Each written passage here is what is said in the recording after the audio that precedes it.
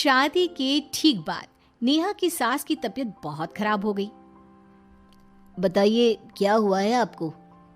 बेटे की शादी थी तो थकान हो गई। मौसम बदल रहा है तो जुकाम और बुखार हो गया। ऊपर से बहू के घर का खाना पता नहीं कैसा था कि पेट भी खराब हो गया। खाना तो बहुत बढ़िया था डॉक्टर साहब, सारे रिश्तेदार तारीफ कर रहे थे। रोहित की माँ इतनी कमज़ोर है कि जरा से में बीमार पड़ जाती है। डॉक्टर साहब आप सारी जांच करके देखिए, मुझे ऐसी क्या बीमारी है कि मेरी तबीयत ठीक ही नहीं रहती। फिलहाल तो ज़्यादा कुछ नहीं है, पहले आपके जुकाम बुखार और पेट का इलाज कर लेते हैं, फिर बाकी के टेस्ट करवा लेंगे। अभी आप ये दवाइयाँ ले आइए। पिताजी मैं डॉक्टर साहब को छोड़कर और दवाइयाँ लेकर आता हूँ। माँ जी तो बीमार थी, इसलिए नेहा ने किचन संभाल लिया। माँ जी अब आपकी तबीयत कैसी है? पहले से ठीक है। आप बैठिए, मैं खाना लगाती हूँ। तेरे बाबूजी और रोहित ने खाना खा लिया? रोहित तो टिफिन लेकर ऑफिस गए हैं माँ, और बाबूजी ने खाना खा लिया है। आप शुरू कीजिए। यह क्या, खाने में इतना तेल इतने मसाले? अरे अभी अभी तो तबीयत ठीक हुई है मेरी, तुम क्या मुझे वापस बीमार करना चाहती हो? नहीं माँ जी, ऐसा नहीं है। क्या हुआ? देखो ये बहू ने कैसा खाना बनाया है। खाना तो बहुत ही स्वादिष्ट था। अरे मैं ये खाना खाऊंगी तो बीमार हो जाऊंगी ना। ओह हाँ, बहू को अभी पता नहीं ना तुम्हारे बारे में, रोहित समझा देगा उसे। देख बहू, अच्छे से समझ लेना कि इस घर में कैसा खाना बनता है। हाँ माँ जी, मैं समझ लूँगी, लेकिन अभी आप कुछ तो खा लो। ये खाना खा लूंगी तो कल का खाना खाने के लिए बचूंगी भी नहीं। सास की बातें सुनकर नेहा उदास हो गई। उसने रोहित के घर आते ही उससे माँ जी के खाने के बारे में पूछा। आज माँ जी ने मुझे खाने के लिए बहुत बुरा भला कहा। माँ को मसालेदार और तेल घी वाला खाना सूट नहीं करता, वो बीमार पड़ जाती हैं। ऐसी क्या बीमारी है माँ जी को? पता नहीं, आज तक कई डॉक्टरों को दिखाया, कितने टेस्ट करवाए, लेकिन कोई बीमारी पकड़ में ही नहीं आई। नेहा को कुछ समझ में तो नहीं आया, लेकिन उसने अपनी सास के हिसाब का खाना बनाना सीख लिया। माँ जी आज तो खाना ठीक है ना? खाना तो ठीक है, लेकिन ये मुआ रेडियो क्यों चल रहा है इतनी तेज आवाज में? वो माँ जी मैं अकेले काम करते करते बोर हो रही थी ना, तो टाइम पास करने के लिए चला दिया। तेरा इस टाइम पास के चक्कर में मेरा सर दर्द से फटने लगा है। तेज आवाज से मुझे माइग्रेन हो जाता है। सॉरी माँ जी, मुझे पता नहीं था। तुम्हें जब तक सब पता चलेगा तब तक मैं तो भगवान के पास ही पहुंच जाऊंगी। नहीं नहीं, ऐसा मत कहिए ना माँ जी। अब मैं कहीं भूख से ही ना मर जाऊं। खाना मेरे कमरे में रख दो। बेचारी नेहा, उस दिन उसे बहुत दुख हुआ। नेहा तुम रो क्यों रही हो? आज माँ जी ने मुझे बहुत बुरा भला कहा, मैं तो सिर्फ रेडियो सुन रही थी। ओहो, तुम माँ की बातों का बुरा मत मानो, उन्हें तेज आवाज से सर दर्द होने लगता है, दर्द की वजह से बोल दिया होगा कुछ। लेकिन मुझे तो ये सब पता ही नहीं था ना, इसलिए बाबूजी ने मुझे पहले ही फोन करके सब कुछ बता दिया, और मैं तुम्हारे लिए ये हेडफोन लाया हूँ। अब तुम अपने गाने भी सुन सकती हो और माँ को परेशानी भी नहीं होगी। ये सिर्फ एक बात का हाल है, लेकिन माँ को तो हर चीज से परेशानी है।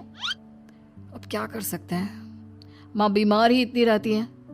लेकिन माँ को ऐसी कौन सी बीमारी है? तुम्हें बताया तो था, किसी भी डॉक्टर को माँ की बीमारी समझ में नहीं आ रही। अब तुम भी ये सब सोचना छोड़ दो, ये हेडफोन लो और अपने पसंद के गाने सुनो। रोहित के गिफ्ट से नेहा की एक परेशानी तो दूर हो गई, लेकिन उसके मन में कई सवाल खड़े हो गए। आज मैं देर से उठाऊं या तुम जल्दी उठ गई? वो माँ जी को कल रात भर सर दर्द हुआ ना, तो जल्दी उठकर उनकी जगह मैंने पूजा कर दी। अरे वाह, अच्छा अच्छा, हे भगवान ये किसकी करामत है? ये तो माँ जी की आवाज है। चलो चल के देखते हैं। क्या हुआ माँ? अच्छा, यह घर में गुलाब कौन लाया?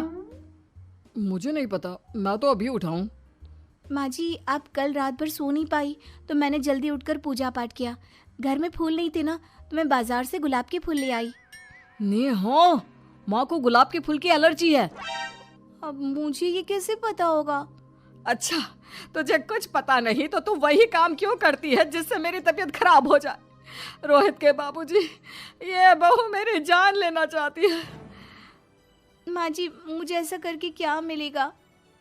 वो तो तुझे ही पता, लेकिन कुछ तो है। रोहित की माँ, बस करो, बेचारी बहू को कुछ पता ही नहीं है, बस इसलिए उससे गलती हो जाती है। जाओ तुम कमरे में।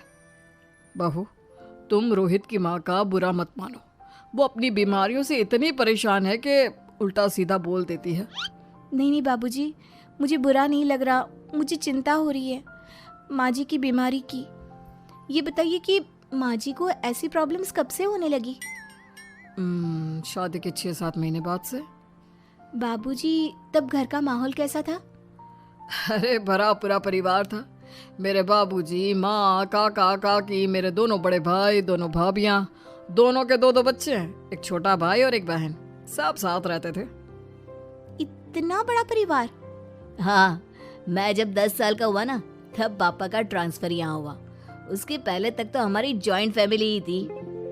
और माँ जी किस चीज से बीमार पड़ जाती हैं? जब तेज गर्मी हो, ठंड हो या ज्यादा बरसात हो जाए। जब माँ ज्यादा थक जाए, जैसे दिवाली पर घर की सफाई या कोई फंक्शन हो, या ज्यादा मेहमानों के आने से घर का काम बढ़ जाए। तेज म्यूजिक, तेज लाइट या ऐसे कोई तेज स्मेल आ जाए। तो माँ जी की ये बीमारी ठीक हो सकती है। कैसे? सब पता चल जाएगा। आप कल माँ जी की टेस्ट रिपोर्ट लेने जाने वाले हो ना? हाँ। तो सुनिए क्या करना है। अगले दिन रोहित माँ जी की रिपोर्ट्स लेकर आता है। माँ, बाबूजी, नेहा। अरे क्या हो गया रोहित? माँ जी की रिपोर्ट आ गई है।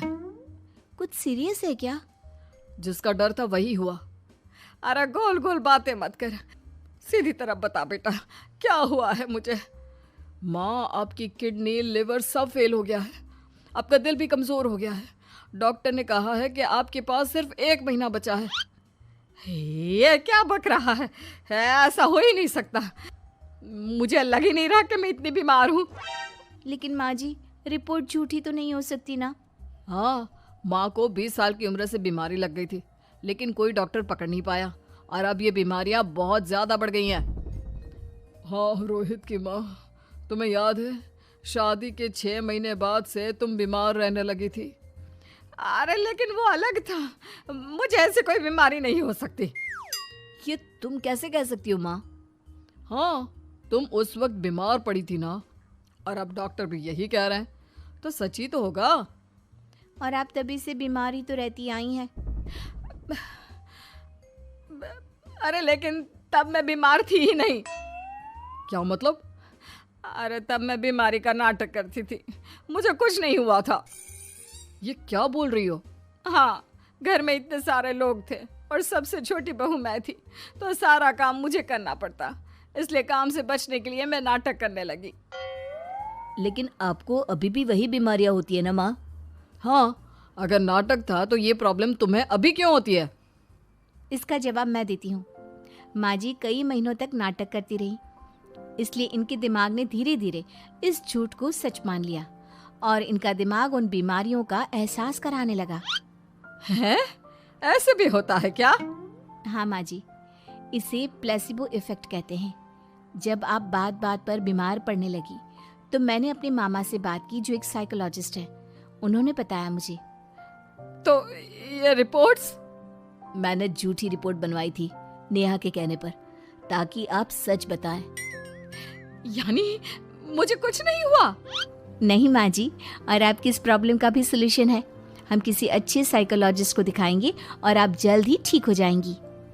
वाह बहू, मैंने तुझे इतना भला बुरा कहा और तूने मेरी जिंदगी भर की तकलीफें दूर कर दी। थैंक यू और सॉरी बहू।